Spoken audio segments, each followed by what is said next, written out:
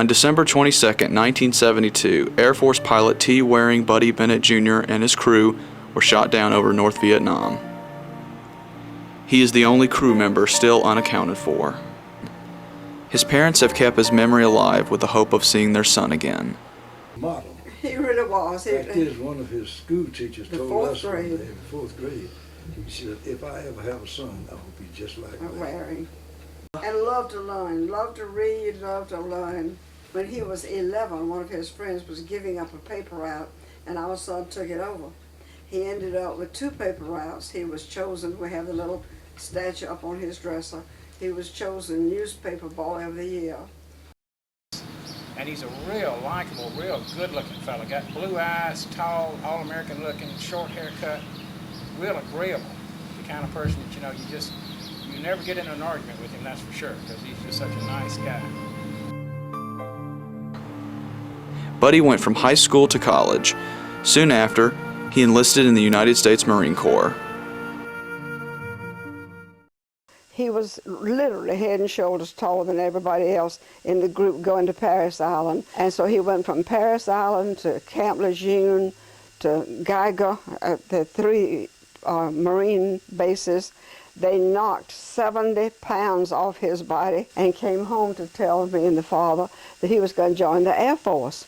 And we said, why? You know, you've done so well in the Marine Corps, why are you joining the Air Force? He said, well, I want to fly.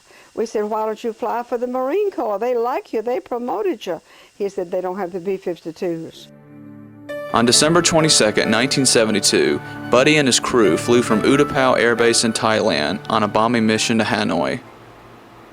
Back at Utapao, that he was calling Mayday, Mayday, and the man in Utapao said, oh my God, that's right over Hanoi. They had never ever rescued anybody from that close to the capital city of North Vietnam. And so when the old plane was hit and hurt, the tail gunner takes up this story. He said that the plane just came apart, it crumbled like a cookie. Through the light of the porch, I could see 2 uniformed men in Air Force uniform. And I had a horrible, horrible premonition. They don't come to you, usually, you know, you're delivered a telegram. You don't get visits unless there's something serious. And they said, Miss Bennett, may we come in? And I said, no, not until you tell me, is he dead? Is he killed or is he a prisoner? We never thought of missing in action. None of us ever thought of MIA, never. Now these I keep wearing because I made a vow to God not to take them off until there is closure, until we learn whether or not he's dead or alive. So everything on this whole wall has something to do with our son.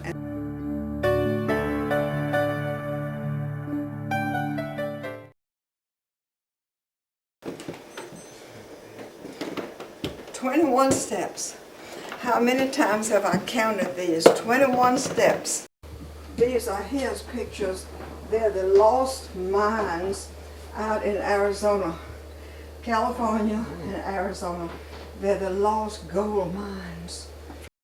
So everything in this room now has something to do with him.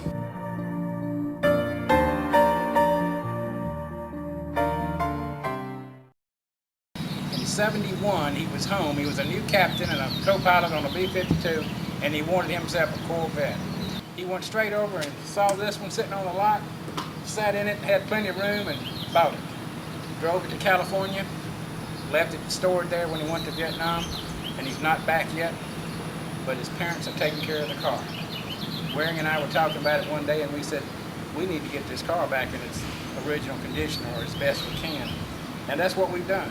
We've had the engine rebuilt, had the car repainted, put new carpets, but the seat covers and the dash and all of it's still perfect. And new tires, the car is fine. And I wish Buddy could walk out of the jungle tomorrow and come home and we could say, Buddy, there's your Buick. Because I think he'd smile and he'd love it. But I don't know if we'll ever know what happened to Buddy, but his parents will always keep this car for him. Do you remember which bed he slept in? The one that has the longest mattress. Now this was his room. The closet is still filled with his clothes. But this is called Who's to Answer. And each verse, of course, is so poignant that we could see why it affected our son so much. It starts off, from the canyons of the mind, we wander on and stumble blindly through the often tangled maze of starless nights and sunless days, while asking for some kind of clue, a road to lead us to the truth. But who will answer? On a strange and distant hill, a young man is lying very still. His arms will never hold his child, because a bullet running wild has struck him down. And now we cry, oh dear God, why? Why? But who will answer? Of course, we don't know the answers yet about our son. On May 27, 2001, Mr. T. Waring Buddy Bennett Sr. passed away. He was laid to rest at the Natchez National Cemetery on October 22, 2001.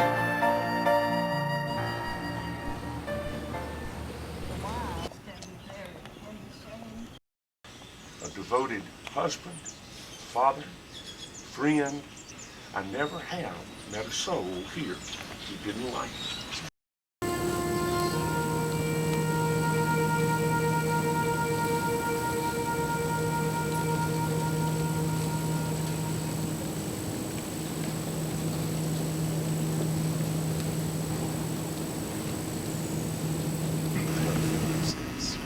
And this nation. We present this flag as a token of our appreciation for services rendered by your loved one. Thank you. Thank you.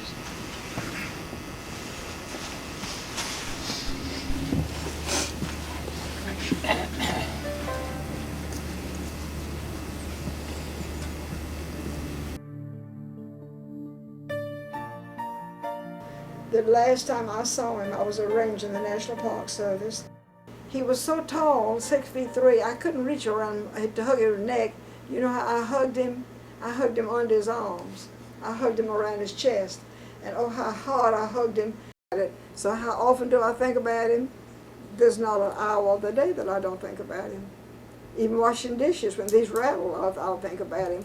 If he ever comes back, we'll have us a reunion, a hugging, kissing time.